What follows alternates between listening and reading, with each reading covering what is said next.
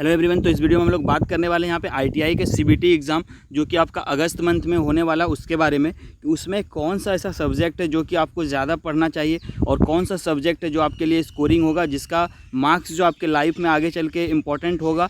और यदि हम लोग बात करें यदि रेलवे का, जैसा कि आप लोग जानते हैं कि रेलवे का आगे एग्ज़ाम जो वो होने वाला है, एएलपी हो, टेक्नीशियन हो, तो उसमें भी आपको वो सब्जेक्ट हेल्प करेगा। यदि आप उन सारे सब्जेक्ट को अभी अच्छे से कवर कीजिएगा तो वो सारा सब्जेक्ट आपको आगे लाइफ में भी हेल्प करेगा। तो कौन सा सब्जेक्ट है, और इसके बाद जो है जब आपका एग्ज़ाम होने लगेगा उस समय भी मैं एक ऐसा वीडियो लाऊंगा आपके लिए, जिससे कि यदि आप अभी तैयारी नहीं भी कर पाएँ तो भी आप जो है बस यदि उस वीडियो को देख के जाते हैं और उसमें मेरे द्वारा जो भी चीज़ें आपको बताई जाएगी, यदि आप उसको फॉलो करेंगे तो आप बिना पढ़े भी एग्ज़ाम में ITI में पास कर सकते हैं। क्योंकि ITI का जो एग्ज़ाम, देखिए, इसमें निगेटिव नहीं होता है और कैसे आपको क्वेश्चन अटैम्प्ट करना है ये चीज़ मैं बताऊँगा।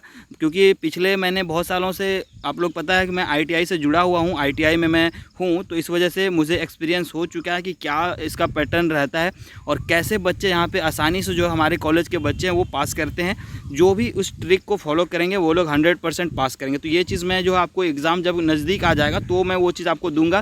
फिलहाल अभी आपके पास समय है, आप जो है निम्मी का जो क्वेश्चन बैंक है उसको तैयार कीजिए। उसमें जितने भी क्वेश्चन हैं उसको एक बार 2 बार अच्छे से कर जाइए, ठीक है, तो भी आप अच्छे नंबर से पास हो जाएंगे। और सिर्फ यदि पास करना है आपको तो फिर वो टिप्स जो है वो मैं आपको एग्ज़ाम के टाइम पे दूंगा। लेकिन अभी फ़िलहाल आप अच्छे से आप तैयारी कीजिए ताकि ज़्यादा से ज़्यादा मार्क्स आप आगे ला सकें, ठीक है।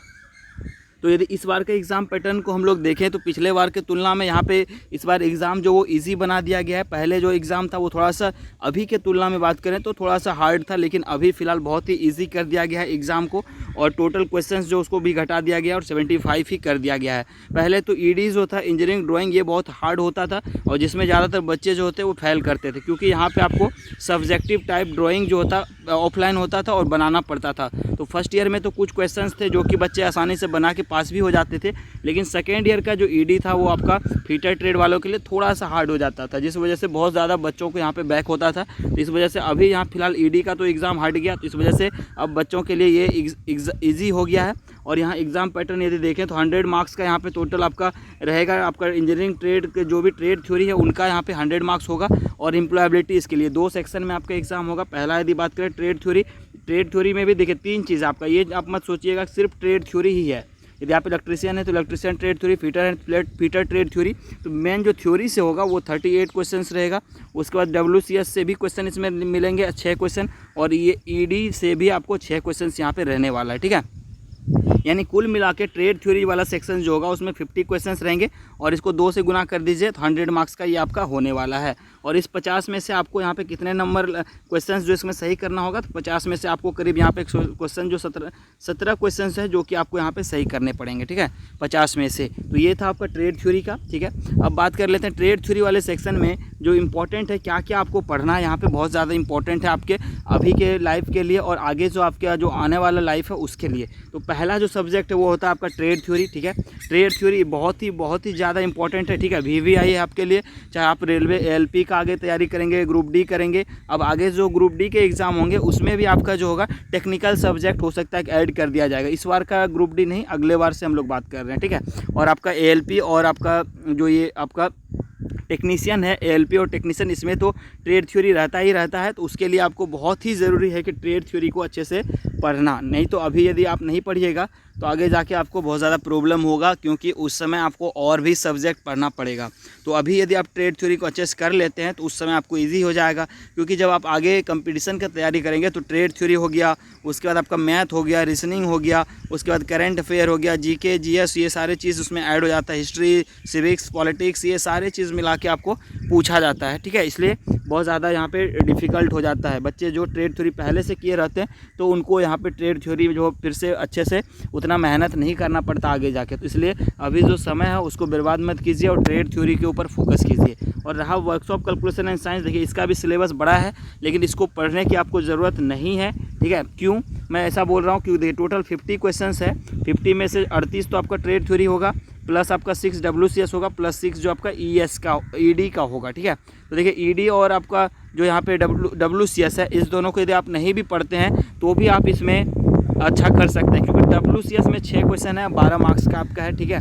6 क्वेश्चन 12 मार्क्स का है और इसमें हम 100% यहाँ पे गारंटी के साथ कह सकते हैं कि यदि आप WCS नहीं भी पढ़ाई किए हैं ITI में, तो भी आप इसमें 2 से 3 क्वेश्चन आप सही ज़रूर कर लीजिएगा। यदि आप ठीक है, यदि आप बहुत ही ज़्यादा वीक स्टूडेंट हैं तो भी आप यहाँ पे 3 से 4 क्वेश्चंस आराम से सही कर सकते हैं। मैं ऐसा क्यों बोल रहा हूँ, क्योंकि WCS जो होता है आपका, इसमें आपका क्या रहता है, इसमें मैथ का क्वेश्चंस रहता है, सिंपल बहुत छोटा सा क्वेश्चन रहेगा, फॉर्मूला बेस्ड रहता है, यूनिट वगैरह पूछ लिया जाता है, तो इस टाइप के क्वेश्चंस होते हैं, ठीक है।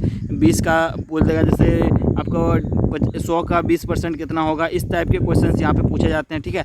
50 का 20% कितना होगा, 10% कितना होगा, तो इस तरह से क्वेश्चन इसमें आते हैं। तो आप इसको आराम से कर लीजिएगा, 6 में से 2 या 3 क्वेश्चन आराम से आप सही कर लीजिएगा, ठीक है। अब उसके बाद यदि हम लोग बात करें, दूसरा जो सब्जेक्ट है वो इंजीनियरिंग ड्राइंग है, ठीक है। तो ड्राइंग में भी आपको बहुत ज़्यादा पढ़ने की ज़रूरत नहीं है। यदि आप ड्राइंग का यहाँ पे अंदाजी टक्कर भी, यदि यहाँ पे जो तुक्का भी आप लगाते हैं ड्राइंग के लिए, तो 1 से या 2 क्वेश्चन आपका सही हो भी जाता है तो भी यहाँ पे आपको नंबर मिलेगा, ठीक है। नहीं भी होता है तो भी आपको टेंशन नहीं लेना है, क्योंकि ये तीनों सब्जेक्ट जो है ना इस बार ये कंबाइंड है, ठीक है। और इसको मिला के आपको यहाँ पे 34 नंबर लाने हैं, यानी 33% लाना, यानी 17 क्वेश्चन सही करना है। चाहे आप क्यों ना ट्रेड थ्योरी से ही आप 17 क्वेश्चन सही कर लीजिए, इसमें आपका नहीं भी सही होता है तो कोई बात नहीं, इसमें भी आपका सही नहीं होता है तो कोई बात नहीं है, ठीक है। और हो जाता है तो बहुत ही अच्छी बात है। तो ट्रेड थ्योरी पे फोकस कीजिए, सही 38 क्वेश्चन है, इसमें आप रखिए कि हमको 17 क्वेश्चन यहाँ पे सही करना है, ठीक है। 38 में से आप कर लीजिए, या फिर ये दोनों मिला के, तीनों मिला के आप 17 क्वेश्चन सही कीजिए तो भी आप पास हो जाइएगा। तो इसको टेंशन आपको नहीं लेना है। तो बहुत ज़्यादा समय जो देने की ज़रूरत है आपको वो है ट्रेड थ्योरी पे देने की ज़रूरत है। WCS में आपको समय देने की ज़रूरत नहीं है और ED में भी आपको समय देने की ज़रूरत नहीं है, ठीक है।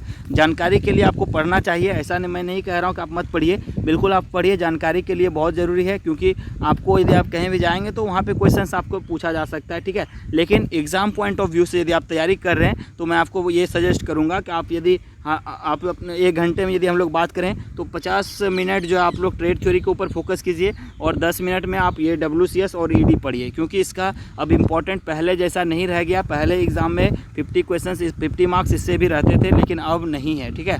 इसलिए यहाँ पे इसको बहुत ज़्यादा वेटेज देने की अब ज़रूरत नहीं है, समय देने की ज़रूरत नहीं है, ठीक है। और दूसरा सेक्शन जो आपका है वो आपका क्या, एम्प्लॉयबिलिटी स्किल, जिसमें 25 क्वेश्चन इस बार रहने वाला है और 50 मार्क्स का। ये जो है बहुत ज़्यादा इंपॉर्टेंट हो गया बच्चों के लिए और ये एक सरदर्द भी बन गया बच्चों के लिए।